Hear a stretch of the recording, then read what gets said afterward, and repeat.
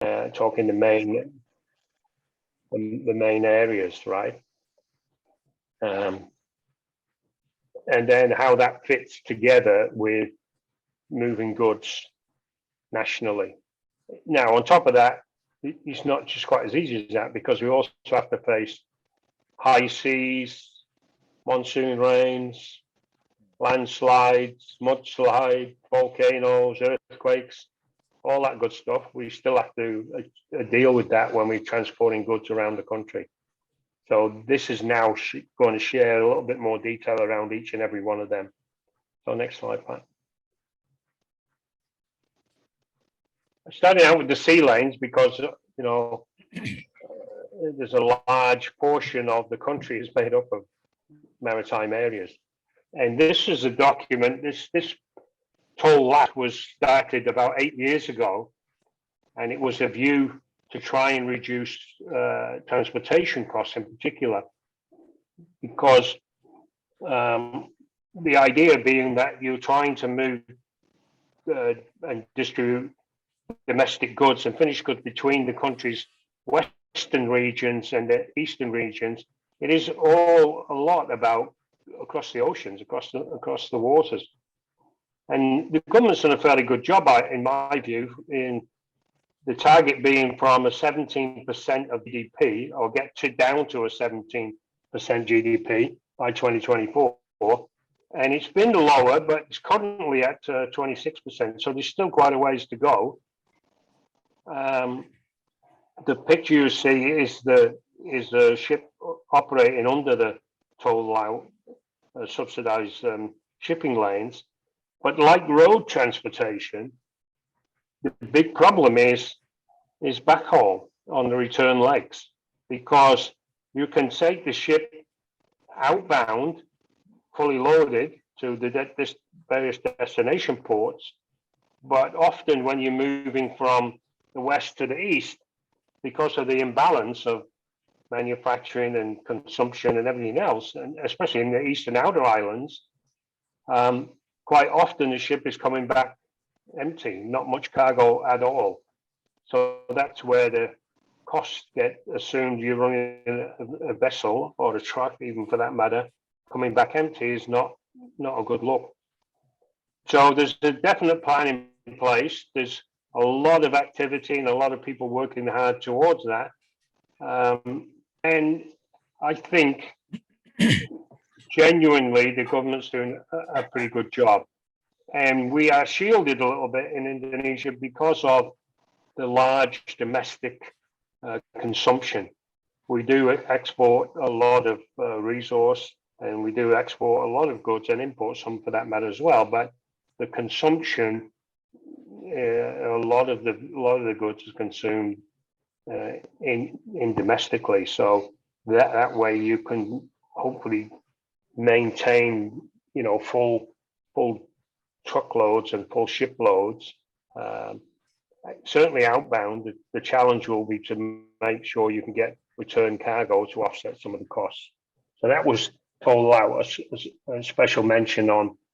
Been involved in operational for a number of years and had some big wins, some stalls, but now seems to be getting more traction from my viewpoint anyway. Next one, Pat. Yeah, so now we talk about rail, and in particular, the dry ports, because to me, rail is still an underutilized mode of transportation in Indonesia. It's not recently, I mean, in the last couple of years, there's the second main rail line going west to east, going across the Trans-Java anyway. Now, there is rail links, in various parts of the country to move commodities from coal fields and everything else to ports. But the big one, and the one that's doing a fantastic job in my view, is the Cikarang dry port. And Cikarang dry port, obviously in Cikarang, but it has a direct link from Tanjung Priok, even a rail link from the port directly into Cikarang port. And the Cikarang dry port is a PLB facility, so on board, customs clearance, customs receipt, everything happen in the dry port itself. So it can be quickly floated from a ship onto the train, straight to Chickering dry port, stored, sorted, moved around, customs clearance happening, everything else, and then outbound. A lot of the Trans-Java traffic goes through Chickering dry port on the rail lines, which is it's a fantastic operation. There recently, about 2.5 months ago, actually, they're looking to be part of a new program around Correctio, the new Java smart city. So I think the next slide Pat talks a bit more detail around the dry port. I won't read it all, but some of the interesting things are why it is where it is, simply because there's 13 big industrial estates around, mostly Greater Jakarta, but they're servicing the West Java province. And there's over 4,000 manufacturing companies that have a direct access or can access the Chickering dry port. Itself moves around 400,000 TEUs annually, and it would continue to develop in line with that increased demand. So they've got capacity. There's been some studies to see if you run 2 rail lines, I think 2 trains or 3 trains every day going from Jakarta to Surabaya. And there's even some discussion now about double stacking some of the containers on those trains. The difficulty, of course, is that traveling that whole distance, you have to make sure that you're not trying to go in it and under any low bridges. Mm-mm. So that will be that's a survey that's underway at the moment. And if that is proven, the line itself can take the capacity in terms of weight. It's just now any particular obstructions that would go through. And I know that they are looking to expand even further, and that works both ways. Goods can come back into Chickering dry port and be packaged, ready for export via the seaports as well. And at the moment, there is some added pressure on Merak port in Surabaya because of the dwell time to try and unload ships. It's quite congested, and just around the coast of Gresik, actually the Mongan, they're developing a second, not a port, but a full jetty whereby you can have deep water vessels, so container ships that would hold more than 3,000 or 4,000 20-foot, 40-foot TEU containers. So this is a very important link, in my view, to the transportation network and the hub of Indonesia, connected to the major port, Tanjung Priok, but also from Chickering dry port outbound to certainly anywhere else in Java, and then from Eastern Java out to Eastern Outer Islands, into the ports out of Surabaya outbound. So it's a great facility, and it's managed really well. You know, Pat Winardi and his team. Next one. So we're going now to start the very back, the simple structure. And these rules and basic rules, I just listed them out simply because if you're starting out in the business and you want to understand what are the key things we should be considering when we're trying to run a transport organization. And I will go through these ones actually point by point because I think it's important. The next couple of slides do the same thing, but it's one of the keys before you start to understand whether you're going to engage in a trip rate model for transporting goods around. You just need to understand that whole pricing model before you start to dedicate trucks to it. And before you even, if you think about buying trucks, that's even a bigger reason why you need to understand the basic. You must have an organization structure that's properly aligned with no overlaps, clear lines of authority, who's in charge, does what's the rules, clear expectations, job descriptions, all of the good stuff that you would normally apply with any other management job. Make sure that the manager are experienced enough to manage the operation, and they have a very strong support system with supervisors who actually must know the numbers. It's good to be able to manage the people, but if you don't know the numbers, you don't know whether you're winning or losing. And then they also must have a good view of what the fleet is doing. You need to know where the trucks are and what they're engaged with at all point in time, not just when they arrive at the depot, but also outbound journey to the customer.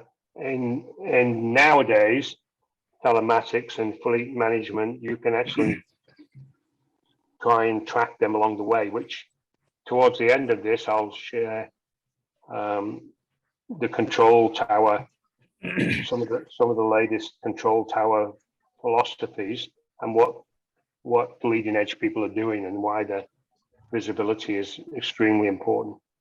And again, you have to have a good vendor management system, which looks at the performance management, what the transporter has been agreed to commit to, what he must deliver against, and what he'll get paid for, which are the commercial side of it, which all tied together, the bottom last point, with SLAs, SLA being a contract or service level agreement. And without the service level agreement, you really have nothing to hold the transporter and your own team to manage against. They have to have some clear expectations of what's allowed, what's not allowed, what you get paid for, what you don't get paid for, what's in scope and what's not. So that's where a solid service level agreement comes into place. I go on a bit more, Untung, I think, then we talk about must-haves for any organization. You can't run this business unless you've got a good transport manager, and that manager has got a team with him, and every member of the team understands their role, how they fit into the bigger picture, and what their job is and their expectations. You also have to have a full suite of standard operating procedures for your whole transport process, talking about customer from right from the customer order right through dispatch and to load and outbound. Excuse me.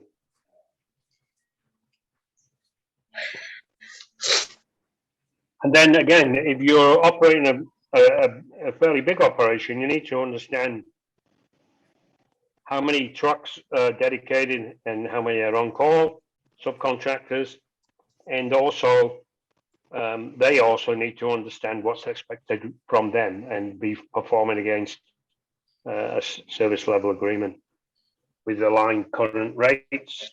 Make sure the operations and commercial teams have agreed to those rates. Make sure that they are aligned by all parties, so everybody agrees and what's included, what's not included.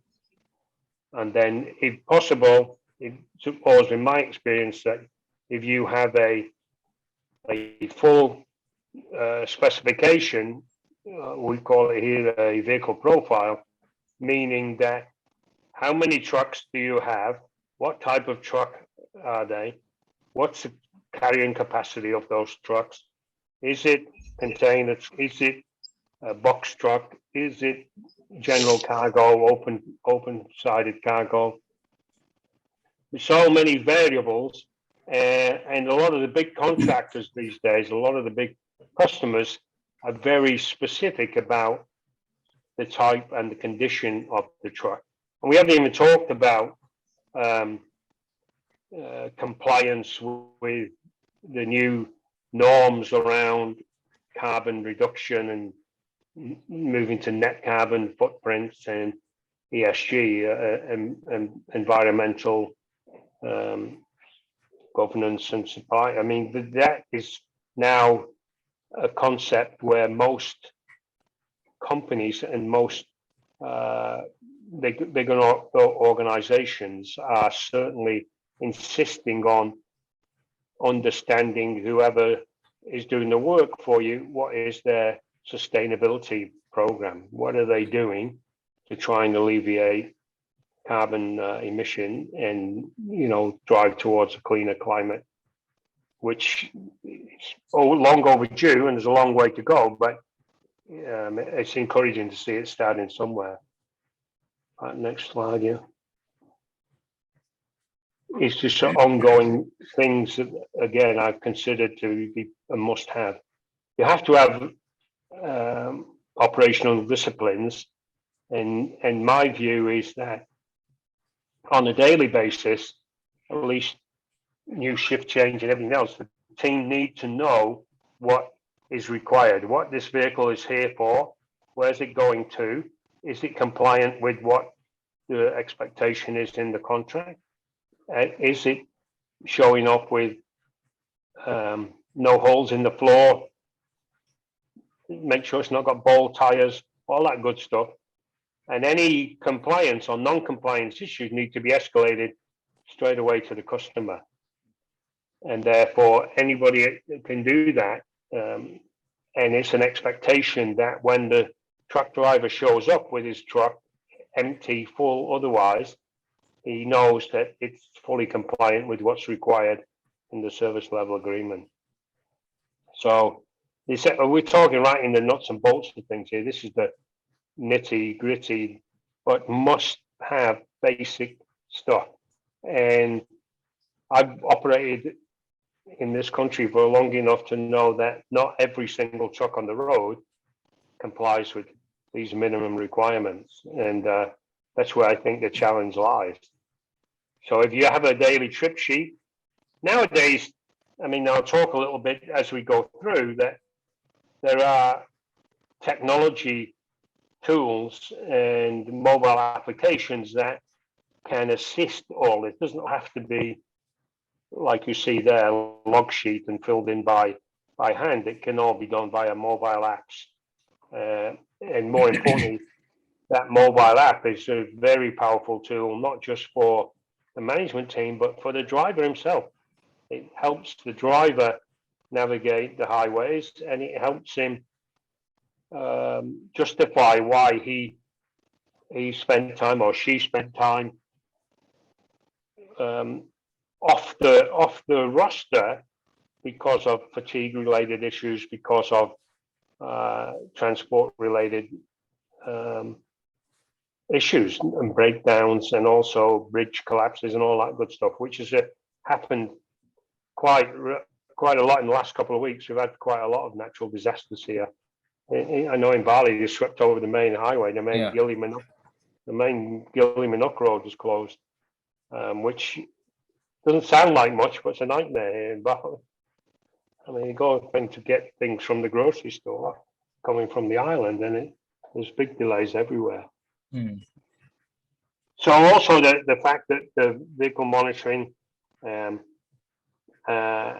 each load, dedicated fleets, priorities, the whole thing we just talked a little bit about, monitoring from GPS and telematics. There's not many trucking companies these days that do not have some kind of GPS system involved, whether it logs everything that it's capable of doing. That's up to each individual. But I think to see that more and more people are taking advantage of that. But in my view, these are the must-haves around basic road transportation. I think we go a little bit more specific now, do we? Back next slide.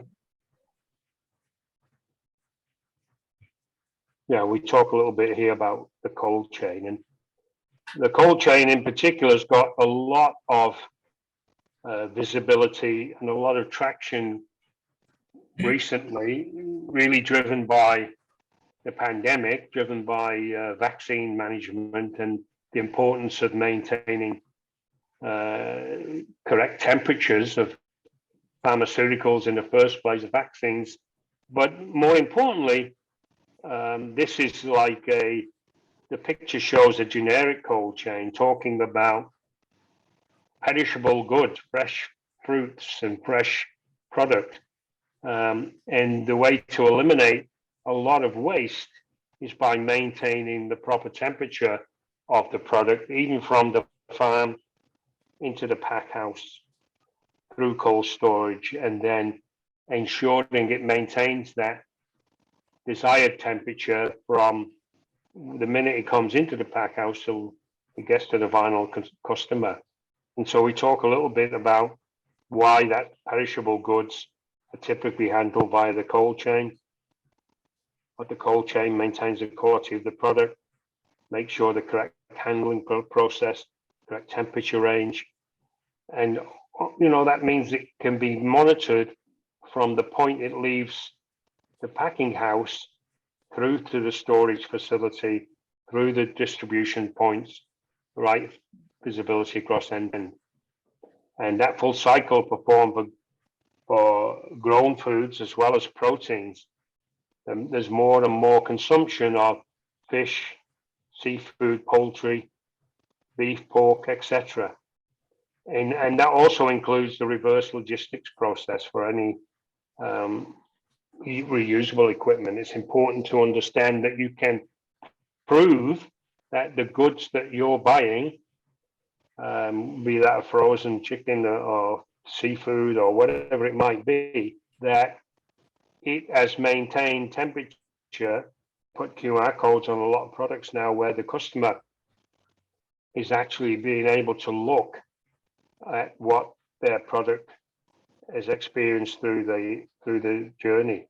In the early days of me living here, I wasn't naive enough to know that if I buy a frozen chicken and it came from Java, the chances of it being frozen from the minute it was processed all the way until the minute I got it is highly unlikely. There's more chance of it thawing out and being refrozen at times before it gets to my door. So all of this measurement and all of this cold chain capacity is done just to ensure exactly that. Good product fit for use by the time you come to use it. The next one, I think, says, why is it important? I think the cold chain process. Next slide. Yeah. And this just, again, reinforcing it. You guys know all this stuff, but you don't pay much attention to it. I would assume you go and buy a frozen food, you assume that it's been frozen from the point it's been processed right to the point you're going to consume it. It's not always the case, but on a step-by-step basis, you go from the storage through to the packaging, through the transportation to the end user. And the important point being that to maintain integrity of that product, you have to maintain the whole cold chain process. And more people now are looking for you to prove that. And the only way you can prove it is by having the temperature recordings and the data loggers and everything else that go along with that. So next part. So we're talking transportation, and now I'm talking specifically transportation around cold storage products. And there's many different types of transportation. I touch on, dangerous goods, gases and everything. We'll talk a little bit about them in the closing. But the importance of the chain is the fact that you can't just maintain a frozen product in the back of a truck and expect it to stay frozen. You have to have the cold circulation. You have to have the refrigeration units on the truck themselves. And one of the biggest problems, certainly in this part of the world, is the insulation of the truck. To make sure that the size of the cooling units in the truck, these diagrams are just really showing insulation and the fact that the cold air is being circulated at different points throughout the body of the vehicle, the truck. And the fact is taken in consideration that if this truck has to stop and make a number of drop-offs along the way, the opportunity for it to lose temperature, increase in temperature when the doors are open, obviously is a big thing. Now, you would see professional outfits running from cold store to cold store that the truck backs up to cushion door locks, and there'll be interface whereby the internal receiving area inside the cold storage warehouse will be set at a not to exceed 12-15 degree temperature before it goes into the individual chambers that it's stored at. At least that's the theory. The reality sometimes is a bit different than that, because people don't like sitting in the truck with the engine idling, and the reefer and the unit doesn't cool the goods in the back of the truck unless the motor's running. So, well, the new stuff, you do have a separate power supply to the refrigeration units, but it's no good if it's shut down and the doors are open. It warms up quite quickly. So this is just a slide to talk about the importance of the critical goods requiring cooling. I think got another one about a van later on, but so if you go to the next slide, is that the next slide? I'm not sure. No, this is just saying. And the point this slide is talking about, it's no good having all that equipment if you're not looking after that equipment and making sure it's operating properly. So the suppliers, the manufacturers, and the carriers are all very aware of the critical nature of maintaining that temperature sensitive goods. You see a lot of trucks delivering ice around that if you follow them, it's like a waterfall coming out the back of the truck. That's simply because the truck is not insulated properly and the doors are open too often.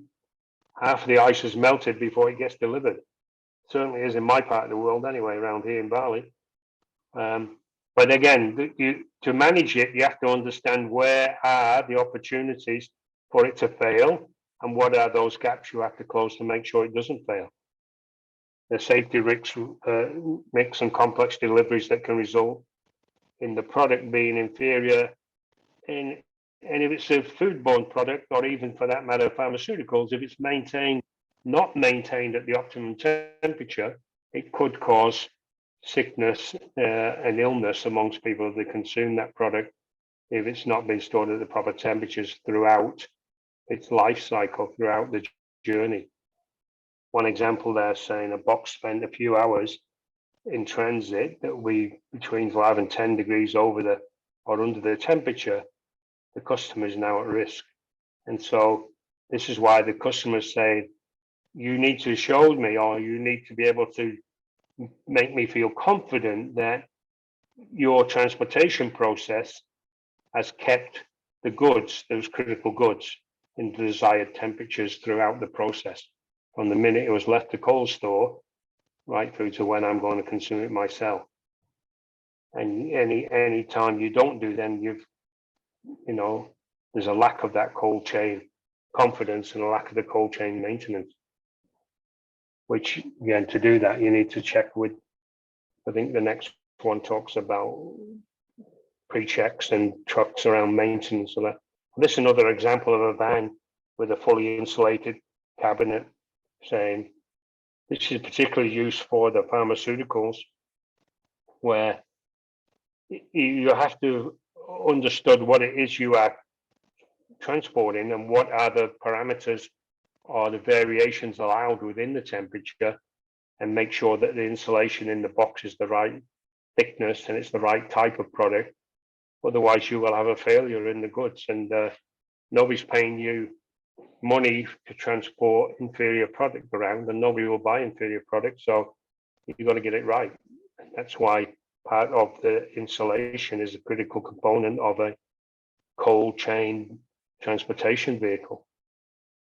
Temperature control unit could be too big or too small, for that matter. The trailer's not right. And that's what we tried to show you in a couple of slides before that.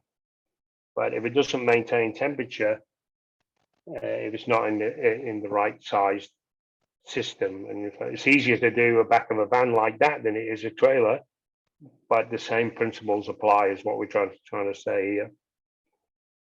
Then I think we talk, next one is maintenance of it. Yeah. So importance to do the preventative maintenance of all that. paying close attention to the temperature control units. This a good pre-trip inspection prior to every load will help prevent the costly repair. Type of inspection tests, functionality systems, and then the cost of running pre-trip burst. So people say, oh, I haven't got time for doing that. I'm on too tight a schedule. Doesn't matter. It was good last time. It'll be good this time. You know, if you are spending an extra 20 minutes to do a pre-check to confirm everything's operational, it's a lot more cost effective than arriving at the finished destination with a truckload of spoiled goods. The value of that is far greater than the time it takes to do a 10-minute check, 15, 20-minute check. And all the pre-check results show pass check. They make it simple, but again, we talk a little bit about mobile applications and the technology these days that you can actually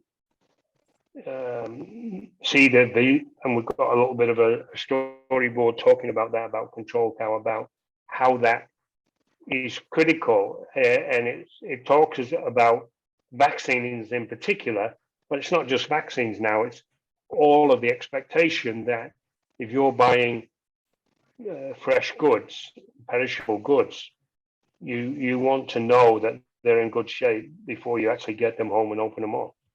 And so that's where the temperature control, monitoring, checking, maintenance of systems and everything else comes into play. Okay, next one. I don't really talk here now. Yeah, this is starting to talk about some of the technology that is available. And this is about the end-to-end real-time visibility. So there are now devices available. They were fairly cost prohibitive in the early days, quite expensive for each logging element. But nowadays they come down in price significantly. There's no real excuse if you're transporting high value goods why you can ensure that you have real-time visibility to them and drive alerts when you know that it's outside of the temperature parameters set for the product. So this whole fleet now can monitor the cargo temperatures in real time, and moreover, they can respond to alerts that the device itself will send a message back to the control tower to say, by the way, we're outside of the temperature parameters here, and therefore you need to be able to make some corrective action along the way. Or if you can't fix it during the process, we can quarantine it for review once it arrives at the final destination to make sure it is within specification. And so these devices now can operate. Some they're down to just a tag. It's like a label. Tar, I believe, is a technology. It's almost like a barcode label that is temperature sensitive, and that will monitor the goods and the temperature shipments throughout the process. So it depends, you know, if people are going to pay for it, then it will get used in systems. If the customer is looking to get confidence in the product they're buying is fit for purpose, then these tools are available. And I think that more and more they're being used, even outside of the pharmaceutical vaccine cold chain. There's a lot of seafood supply systems, a lot of poultry, the big chicken producers, CPK and JAPA are all using this kind of equipment now. So I think going on is a bigger examples at control towers, I think, I'm not sure. Next slide. Oh no, this going back to the mobiles we talked about before. And the world is driven now, everybody and his dog is using WhatsApp for controlling everything. You can do problem solving tools using WhatsApp. We've experimented through that a little bit. There's a big show next week on Tongue for your benefit with Toll doing that with our friends Kaiser next Monday. But this is the whole mobile driver assist, because the new driver lifestyle is the fact that using an application that is monitoring his cargo, but also monitoring the vehicle he's driving, can make his job easier, make her job easier. I haven't seen many lady truck drivers yet, but I'm sure there are some out there. Yeah. And also help will manage your driver fatigue. You can put alerts to say you've been driving too many hours, you need to take a rest. It can give information of what time the truck is expected to arrive. You can send alerts to the driver on road safety. If the driver's going on a specific route, you can get information linked in from weather, from accidents, from bridge damages, or all of the nature detours, and let the driver know ahead of time so that he's aware of what's coming down the road to him. And also, you can update the customer to say the estimated time of arrival has changed, and it's changed through no fault of our company issue or our driver's issue. It's because of XYZ. And that information is available real time, and it can be sent to the driver so he's aware of these things simply via ping through the WhatsApp. And also, when the goods arrive, you can do a real-time proof of delivery by taking a picture of the goods, uploading that via the system, and showing the customer that he delivered the goods at the right time, in the right place, in the right quantity. Yeah, you follow up with paperwork afterwards, but real time, you can make sure that that delivery was made. And also, it can be logged into the vehicle history, can be uploaded through their various transport management systems, and even to schedule maintenance within the workshop. So many hours, this alerts the truck, say we should be looking at a brake inspection now because so many thousand kilometers, chances are you'll need to replace the brakes and all that good stuff. I know of companies in Indonesia operating this system now. Yeah, I just think it'll be a while before more and more people adopt it. And if you are in that and you are a driver and you've experienced it, I guarantee you won't want to go and work for anybody else who doesn't have the system. It was viewed in the early days as, I'm not using that system, you're spying on me. You're trying to find out where I'm at and what I'm doing. But the reality is, it's a far better, more powerful tool that helps the driver as much as it helps the management of the company. So my view is that these things should become mandatory as you start thinking about this going forward. So the transport, and the last closing slide, I'll talk a bit about that, about things that are going on. But as you take a bigger step view then, outside of the truck and the transport and the driver, the company now, they're building the control towers that you can actually track and trace every single vehicle. And we've worked for companies who actually do have a control room whereby they have a bank of TVs, just like the control tower you see there for the airport, but it's got multiple screens showing where the vehicle is, where it is against the agreed journey time, any pitfalls along the way. You can tell why is that truck stopped at that point in time. Telematics would also indicate that the fuel door is open. Why is the fuel door open for the truck unless he's fueling it up? If he's not fueling it up, it means he's taking fuel out. All kinds of wonderful stuff that can happen.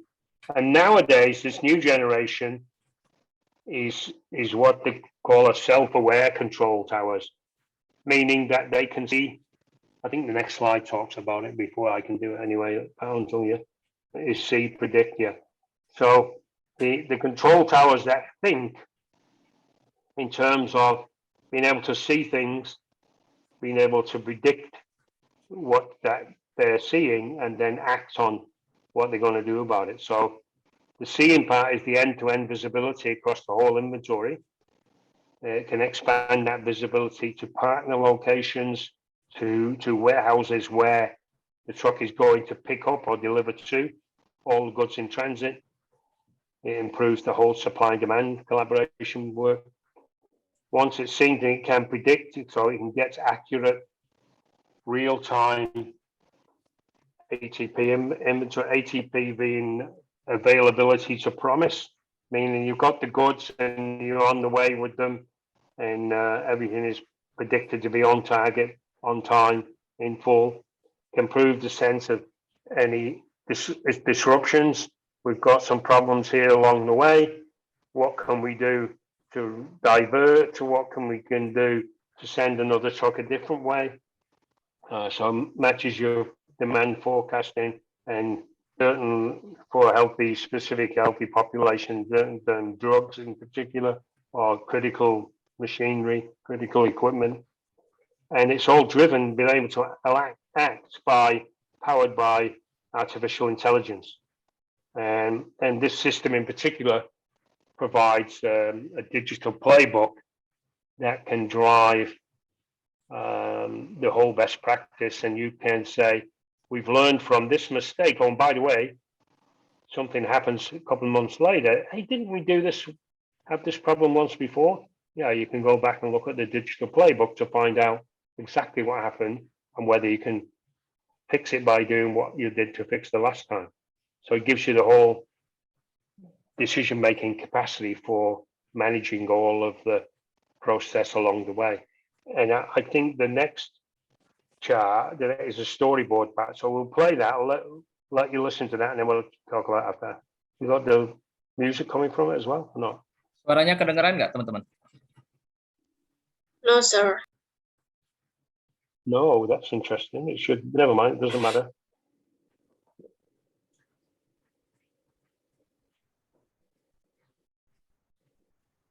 So basically, what this is saying, this is what the whole control tower will do, and they use here in particular vaccines, but it can be any critical goods. Once the system is set up, you'll see the planner doing order flows, order management systems. This is the tool of blockchain transparent supply. This one is IBM, but it can be anybody's.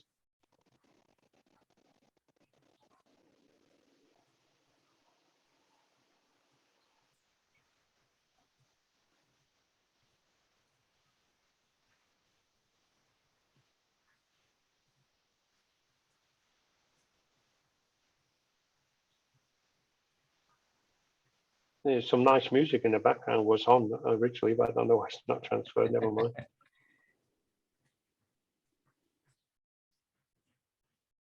The important part is that if you are a customer, you can have a window, you can have a portal to this control tower, and you can track your particular order number and say, where is my order? Well, you can see from the system, it left the pickup, was picked up on time.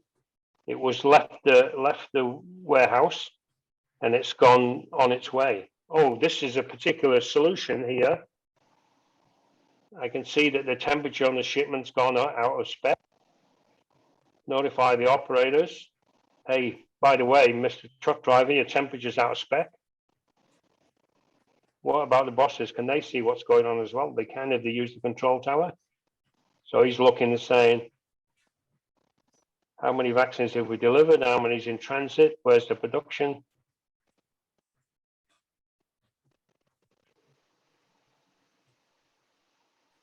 So the control tower will have a view on all of these different elements.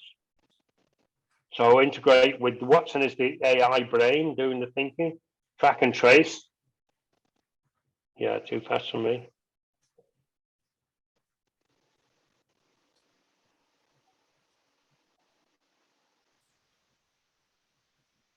So the point being is now we've got tools that are available. This is not Dreamscape anymore. This is actual available to people if they assume they want to set up the system to do that.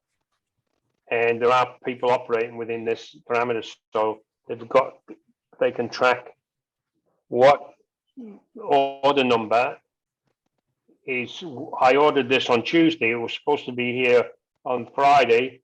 It's Thursday afternoon. Where is it? I should be here tonight. Or I should be on the way in the morning, or there's a delay. We've actually sent a new shipment. It won't come until Saturday morning. But all of that stuff is real time in the information that's available if you have the control tower set up.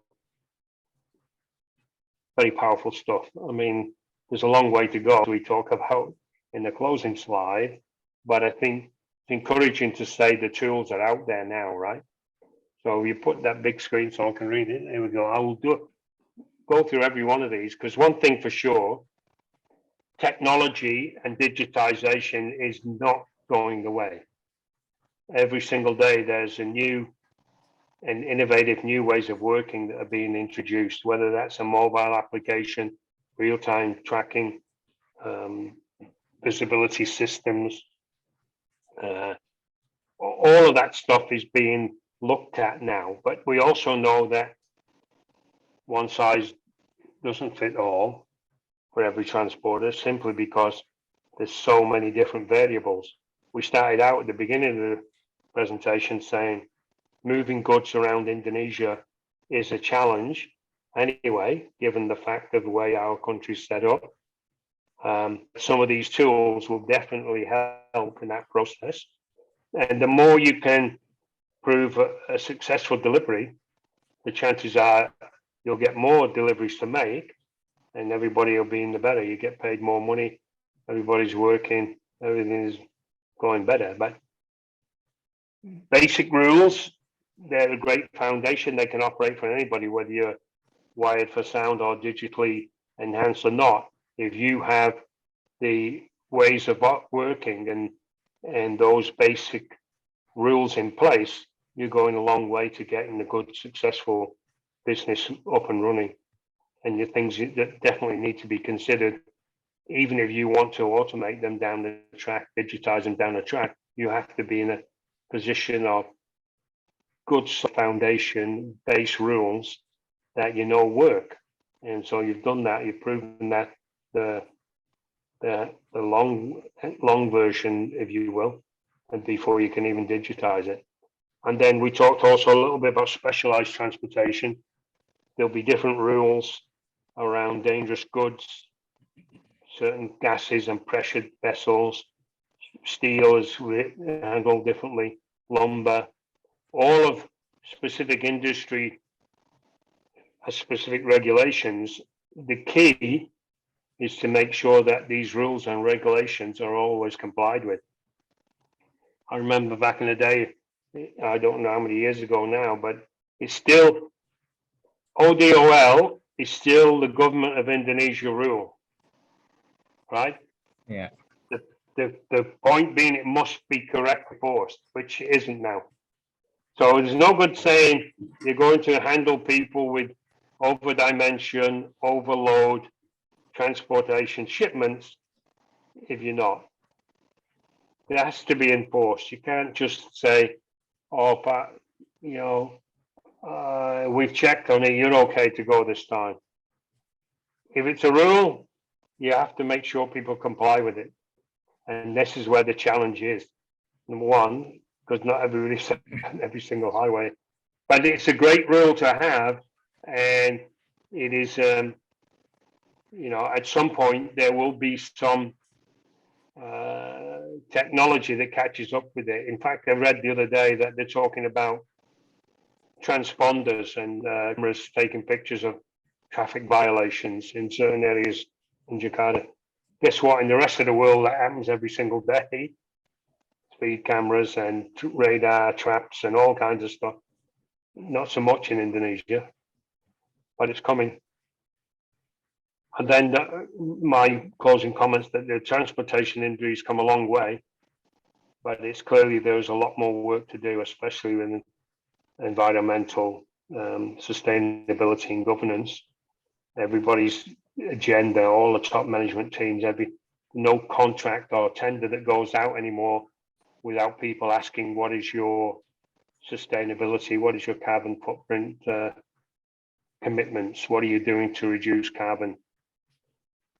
Now, I still think it'll be some years in the future before we come across autonomous, self-driving electric vehicles carrying the goods in this country, but at some point you will. The government setting it up to be a vehicle manufacturing, electrical battery manufacturer, the world's second largest deposits of nickels in this country, nickel to mine for the lithium and the battery and everything else. But now, I just read an article this morning, in fact, that the foreign direct investment on the upstream and downstream resources could make upwards of 280 billion US dollars this year, going to 300 billion next year. And that's about not just mining the material and shipping it offshore, mining the material, converting it via smelters on site in country.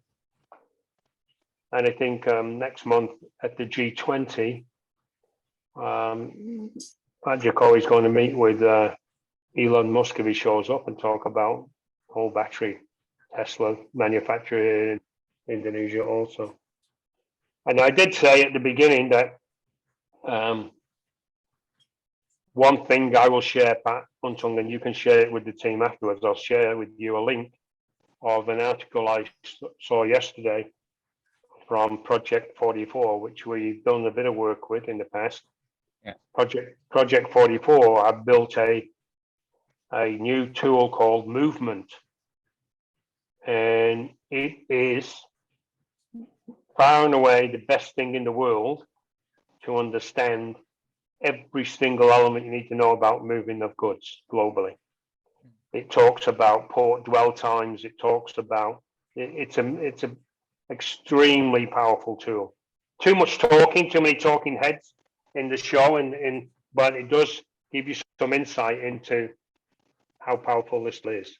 So I would encourage anybody to have a look at that. But Project 44, my view, is leading edge.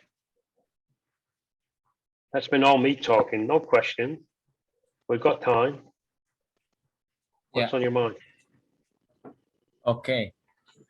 Thank you, Pak Frank, for your explanations. Teman-teman, ada yang mau bertanya? Sir, I would like to ask. Okay, who is it? Adinda Fasya, sir. Adinda Fasya. After Adinda Fasya, Natabita Ayum, ya.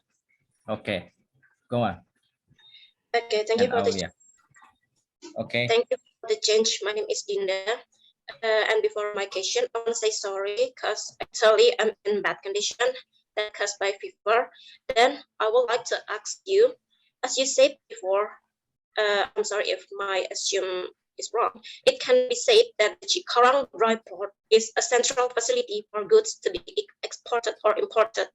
Then whether port or import goods which come and be sent from Surabaya, Tanjung Perak, for the example, must be sent to the all of that good must be sent to the Cikarang dry port first formally.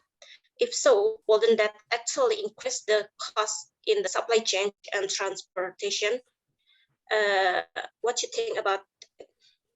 No, I agree. I agree with you 100%. It's a great question.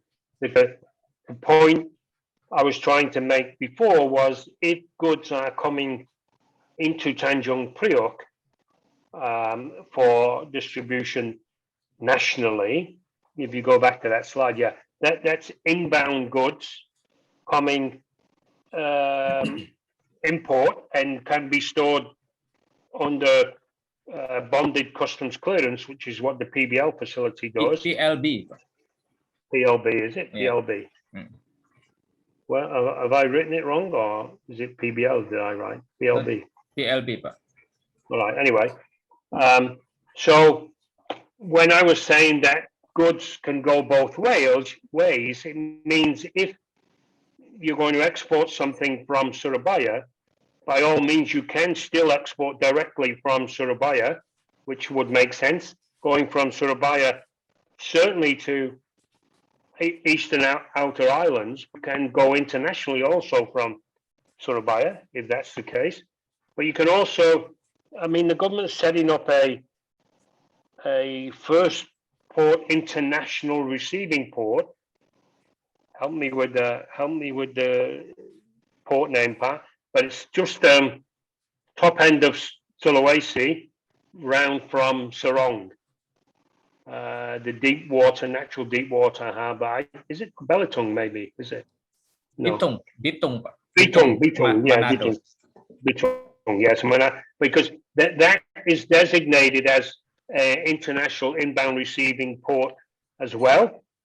And there's a Chinese company, I think, now building a main highway from Manado through into Bitung. But it's been designated as an international arrival port.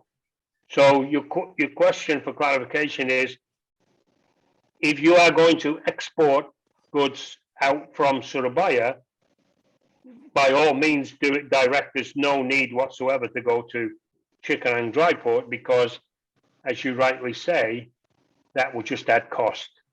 There's no need to do that. It was just, if goods are coming back outbound through Tanjung Priok, a good way to do it is on the rail. Is what I was trying to make a point about Cikarang dry port being able to ship trans-Java west to east and then even return east to west. Can I answer your question? Is that answer your question, Adinda? Yes, sir. Now I understand, but can be it's what they call it, dry port. This dry port is built in Surabaya or not just in Cikarang. Is there a dry port in Surabaya? Look, I think people. Oh, sorry. I'm not sure. I'm not familiar. I'm not sure whether there is, but I do know the big operators in the port infrastructure down Surabaya, and I'm thinking Marathas in particular. Marathas have what they calling now launched about 6 or 8 months ago. They have what they call China direct link, I think, or something like that, whereby they ship from Surabaya directly to China, Shanghai, Ningbo, I believe it is. And so they have a shipping lane that is now established and dedicated back and forth. I think still concentrate mostly on domestic movement. I don't think they do much international work, but I'm for sure Marathas do, and the Swire, of course. But is there a dry port, the same facility? I don't think so, because the dry port is connected. The big thing about the dry port is it's connected to the rail networks. Now, there must be a receiving end. Cikarang dry port send directly to Surabaya. So perhaps the Surabaya receiving depot is set up the same way to be a PLB as well. I don't know that, but I would imagine it could quite easily be if it isn't. I see. Thank you for the answer, Mr. Frank. Okay, no problem. Okay, after that, who's raised hand? Natabita Ayub. Please proceed. Yes, oke. Terima kasih Pak Untung atas kesempatannya, and thank you for Mr. Frank about your explanation this lesson today. I want to ask to you 2 questions. The first, as you explained earlier regarding effort to reduce logistic costs, many refer to infrastructure development. The question first is, can building logistic transportation facilities reduce transportation costs significantly? And then second, then do you think the construction of logistic facilities can be a priority for the government development? Thank you, Mr. The first question, can you help me with? I'm not quite sure I got it all. Something about can that reduce logistics costs for? Because the transportation is the biggest part of logistic costs. how can we deal with the transportations to reduce the logistic cost? Is that your question? Yeah, Yes. Tabitha? Yes, Yeah. Chef. Yeah, I mean, it's something there's How a lot. how There's the a lot. yeah.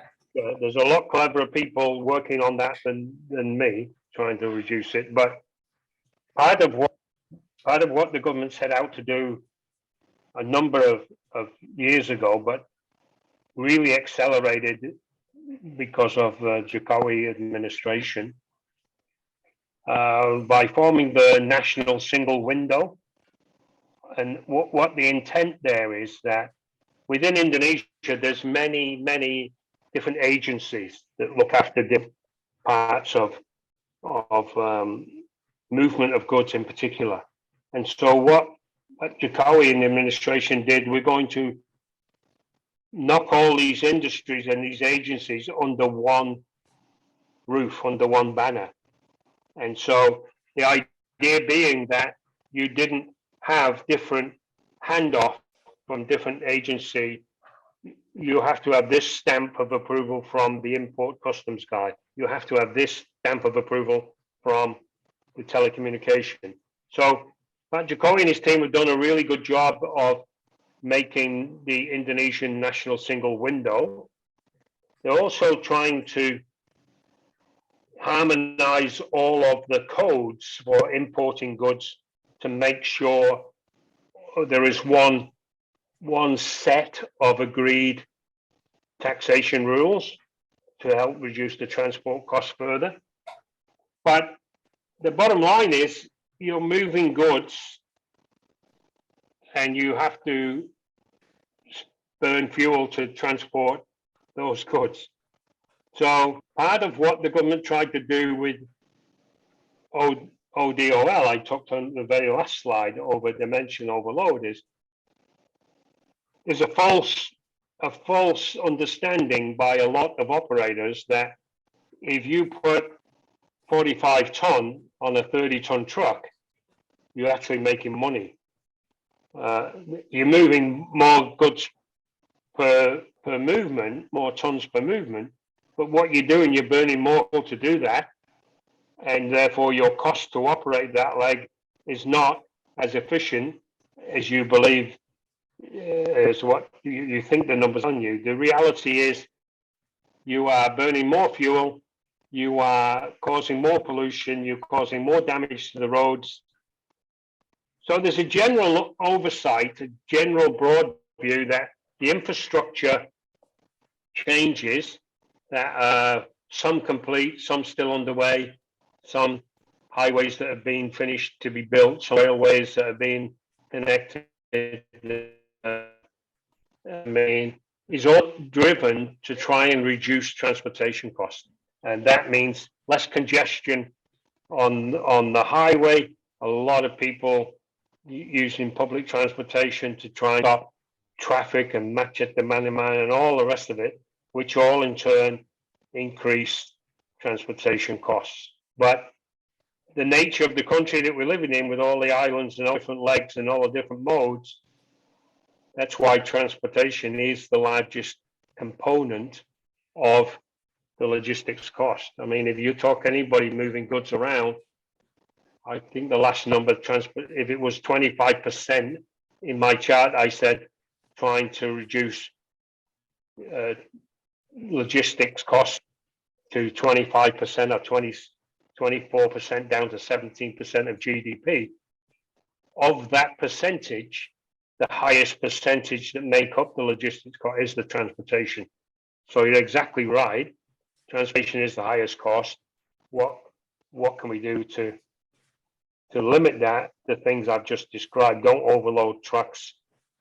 Try and make sure that you're operating in an environment that you've got visibility to where your truck is going, where the drivers, where the truck is on by visibility and telematics and real-time control tower and all that good stuff. But there's no real magic wand that you can wave to say, if you do this, you're going to reduce your transport costs.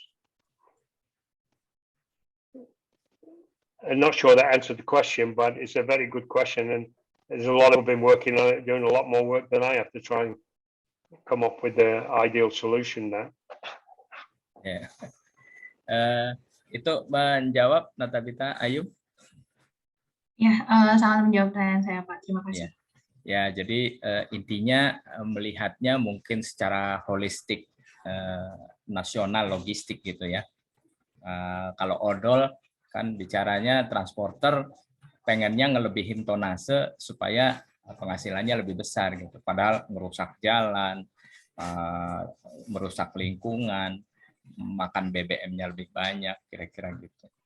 Ya, memang butuh ini sih regulasi dari pemerintah yang lebih tegas. Odol tuh mau dijalanin atau enggak sih gitu, atau cuman dijadikan peraturan doang.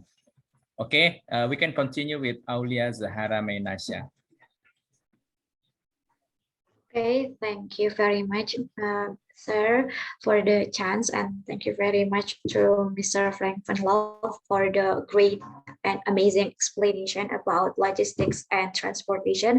So, sir, I have two questions that I'm really curious about the IBM blockchain that you explained before.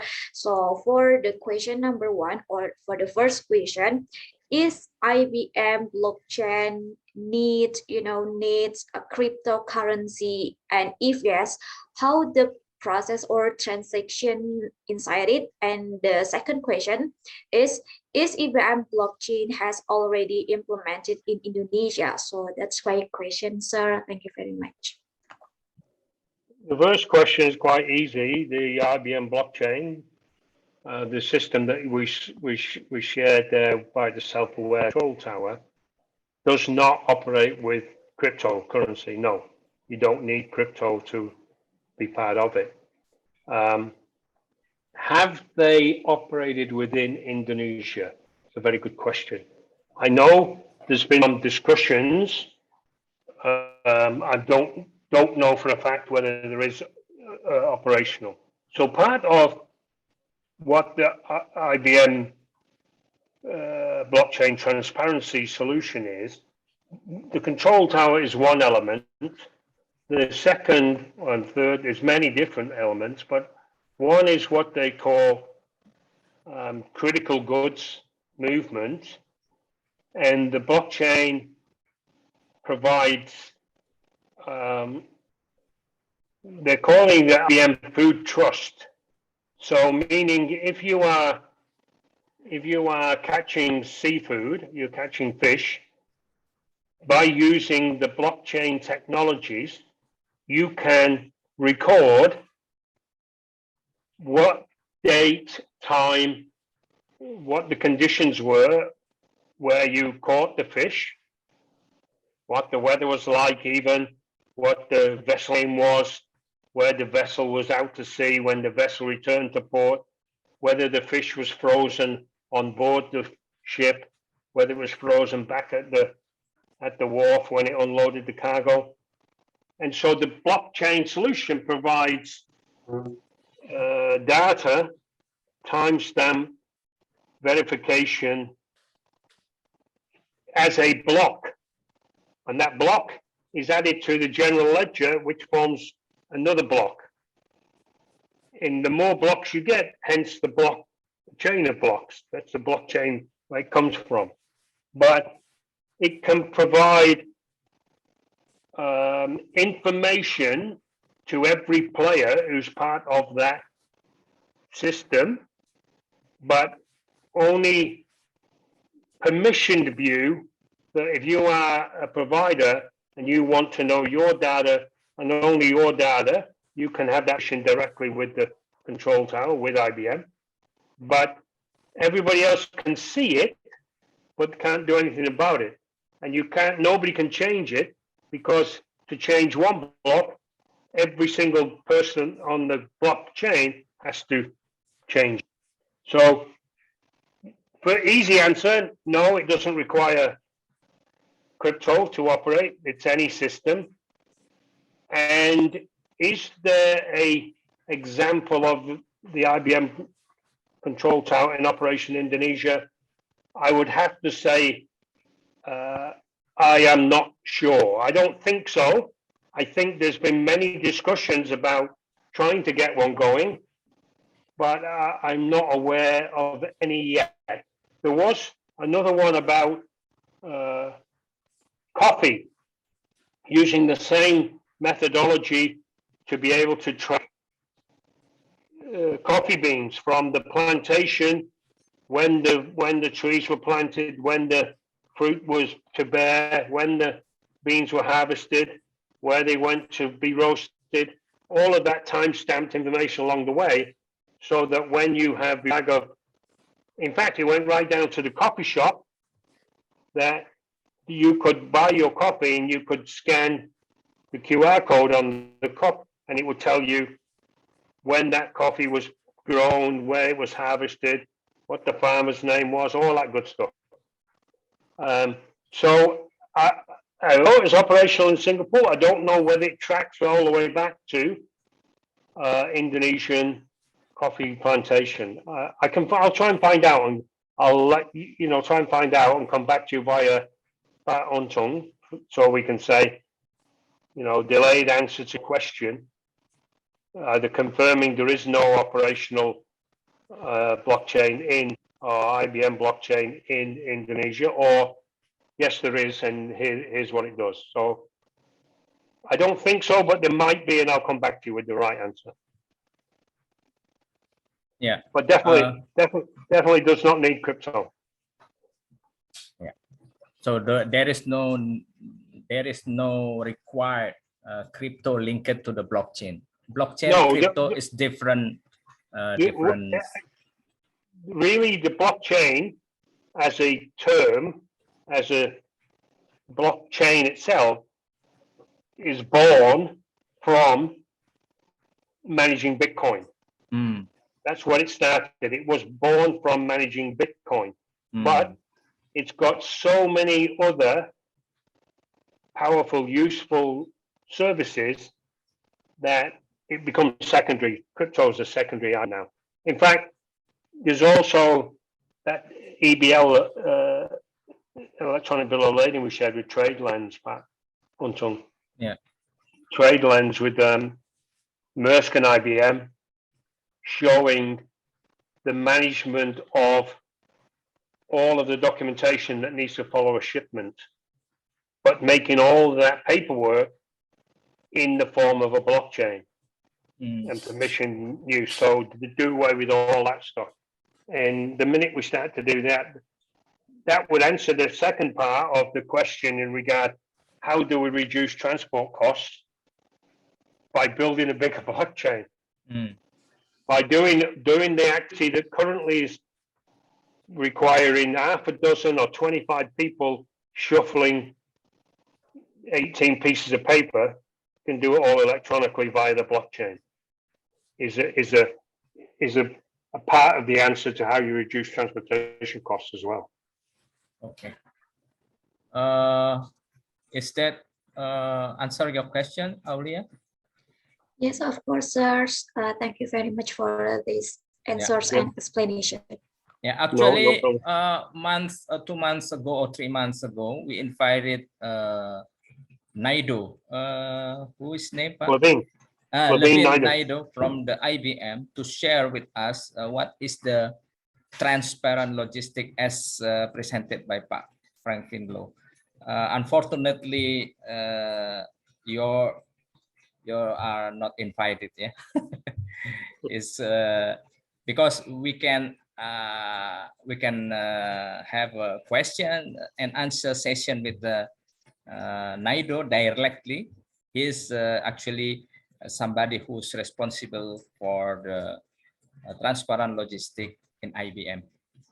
Maybe in fact, yeah. Let me follow. In fact, next week, Levine has asked me to join a webinar with him. Okay. And Project 44. Yeah. For a session that is talking about that supply chain SSIC, I think he called it, you know, with transparent supply, and how Project 44 utilize that. Maybe part of that movement team I talked about earlier. But Okay. I will find that link, right, about trade lens, right? Yeah.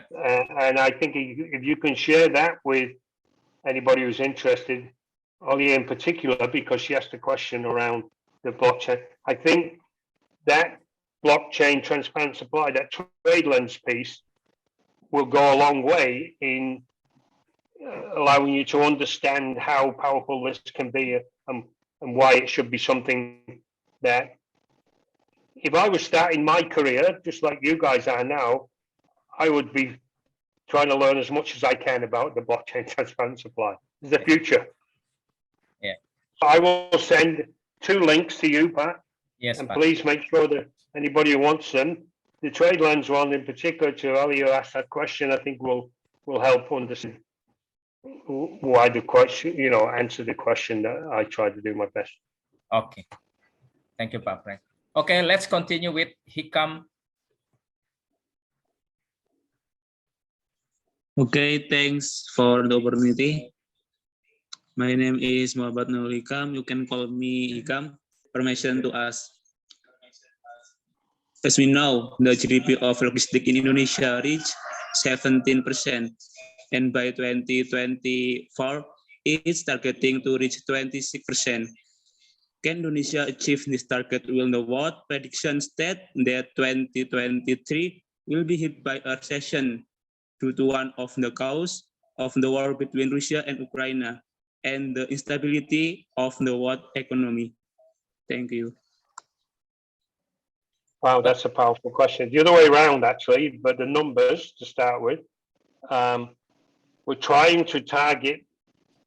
Jokowi made an edict, I think, at the beginning of his second term, saying we want to get logistics costs down to 17%. Need to be 17% by 2024, and it's currently at 26. So the question is, do I think we'll be able to get to 17% by 2024? My honest answer, no, I don't think so. However, I think we'll be a lot less than 26. So maybe 20, maybe 21, but not 17. I don't think so. But that said, everything that the administration is doing.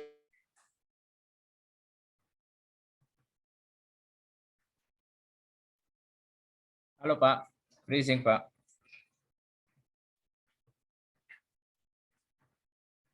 And in the next, I don't know how many days, 3 weeks, next to, what day is it today? 27. So in about 18 days, world leaders are coming to Bali here for 2 days on the 15th, 16th, 17th of November. And I do know that Pat Jokowi's got meetings lined up with Joe Biden, US, all of the world leaders.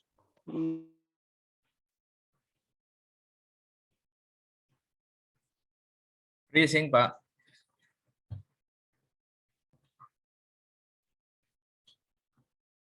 Halo. Teman-teman nge-freeze juga ya? Iya, Slow as you Bapak. possibly can. Okay, good now. All right, sorry, the idea being that the fact I mentioned earlier that the foreign direct investment around resources is continuing to achieve a lot of money, a lot of foreign direct investment into Indonesia for the mining resources, particularly nickel, lithium, coal, palm oil, all of the resources that for many, many years, Indonesia just mined and sold the raw material.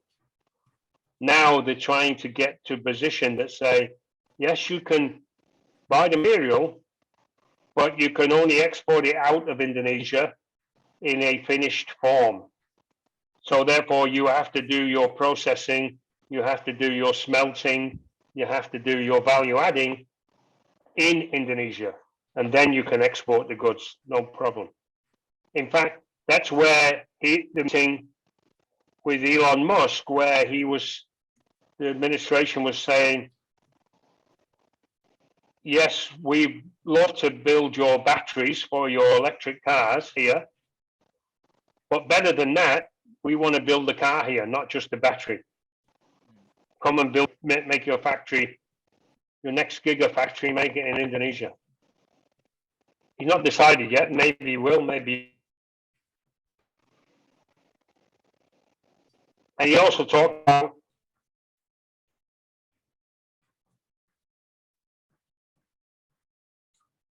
Halo.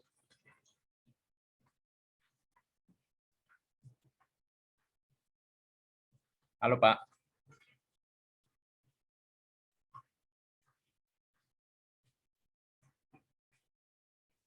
Freezing, Pak Frank.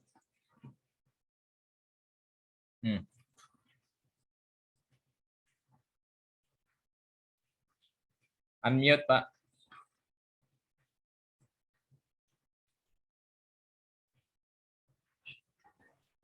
can you hear me now? Yeah, yeah. Just to close that out and not to go over and over the same point, but I think to Pat Ikam's question, yes, there's a desire to get to 17%. I don't think it'll happen by 2024, but it will be less than 6%, is maybe around 21%. But I've been in Indonesia 15 years and I've never seen this much genuine progress and activity by the government, by the administration working hard to do it. And I can't vote, so I'm not got any favorites within the government. Actually, this faculty is a social and political faculty, so we can talk politics in this room, but not outside the room. Okay, well, these are personal opinions expressed only by me. Yeah. It was and traveled around the world a bit and got a few clues. Yes. Please don't send the police to my house. No, Pak. We guarantee that. Oke, saya rasa udah 11.34 kita closing ya. But you forget to explain yourself, Pak. Oh, sorry. Before we close the session, can you explain a little bit? Yeah, quickly then. Look, I started out as a young person, very interested in engineering type things, mechanical. So I became a mechanical engineer, but not with the full qualification, but doing actually building bridges and digging mines and all kinds of stuff. So I left my country of birth, which was England in the UK. I worked in Libya in the Middle East. I was on a ammonia gas plant in the desert. I did it 1 year. Then I went to Canada and I Canada for 20 years.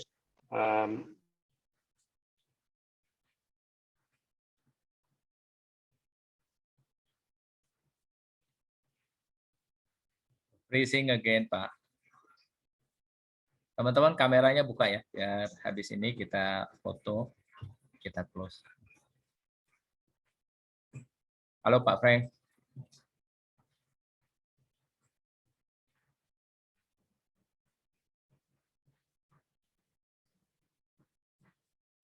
Baik, terus. Tunggu bentar ya. Halo Pak Frank. Yeah, this is my signal from my internet on too long. So they keep dropping out, the signal keeps losing. Yeah. So long story short, I got the opportunity to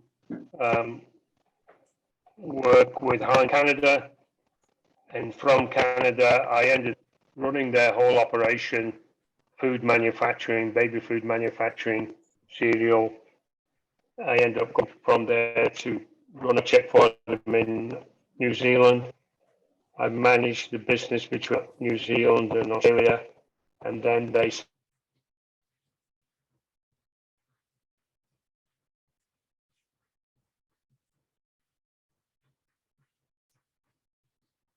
We lost you again, Pak.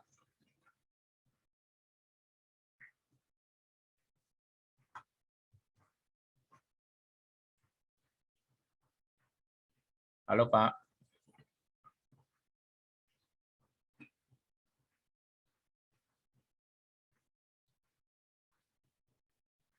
Ya. Mute. you heard Karawang, and then from there, I ended up going back to Australia, getting a job with a logistics company, back to KL in Malaysia, and then running all the business, opening up the business for Linfox in Vietnam, India, China, eventually coming back to Indonesia. I don't know, 2005, maybe 2004. Oh ya.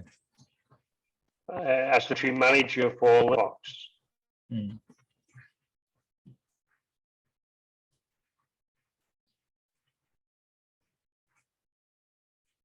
You drop again, Pak.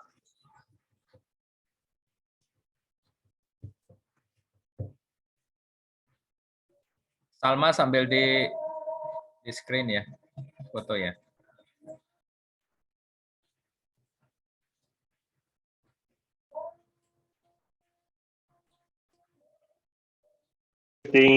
Is where I started out, and 2022 is where I'm at now, talking to you folks. So it's been a fantastic career for me on supply chain. And one time it wasn't that sexy a job to get into, but I think nowadays it's a fantastic discipline to understand. And there's many, many different news that you can become an expert in. So carry on. Okay, thank you Pak Frank for the opportunity to share with us. Terima kasih teman-teman semua. Kita tutup dengan Assalamualaikum warahmatullahi wabarakatuh. Udah ambil foto ya, foto dulu Salma, tolong please. Cheese. Ya Pak. Udah, Salma. Salma atau Aulia atau siapa ini yang ambil? Oke. Udah ya. Bye. See you Pak. Thank you Pak. Ya, Assalamualaikum warahmatullahi wabarakatuh teman-teman. Salam. Terima kasih Pak. Thank you very much, Mr.